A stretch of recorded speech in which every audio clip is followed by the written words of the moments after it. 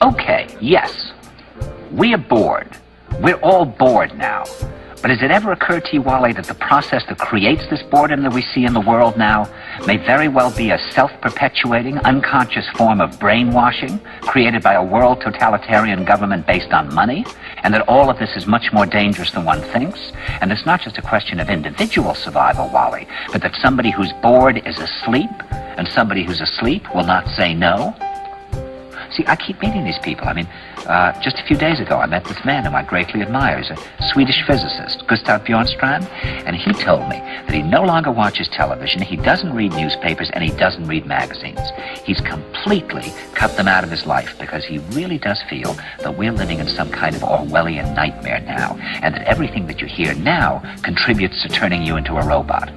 And when I was at Findhorn, I met this extraordinary English tree expert who had devoted his life to saving trees. Just got back from Washington, lobbying to save the redwoods. He's 84 years old. He always travels with a backpack because he never knows where he's going to be tomorrow. And when I met him at Findhorn, he said to me, "Where are you from?" And I said, "New York." He said, "New York, yes, that's a very interesting place. Do you know a lot of New Yorkers who keep talking about the fact that they want to leave but never do?" And I said, "Oh, yes." And he said, "Why do you think they don't leave?" I gave him different banal theories. He said, "Oh, I don't think it's that way at all." He said, "I think that New York is the new model for the new concentration camp, where the camp has been built by the inmates themselves, and the inmates are the guards, and they have this pride in this thing they've built. They've built their own prison, and so they exist in a state of schizophrenia, where they are both guards and prisoners, and as a result, they no longer have, having been lobotomized, the capacity to leave the prison they've made, or to even see it as a prison." And then he went into his pocket and he took out a seed for a tree and he said, "This is a pine tree." He put it in my hand and he said, "Escape before it's too late." See, actually for 2 or 3 years now, Chiquita and I have had this very unpleasant feeling that we really should get out. That we really should feel like Jews in Germany in the late 30s. Get out of here. Of course, the problem is where to go, because it seems quite obvious that the whole world is going in the same direction.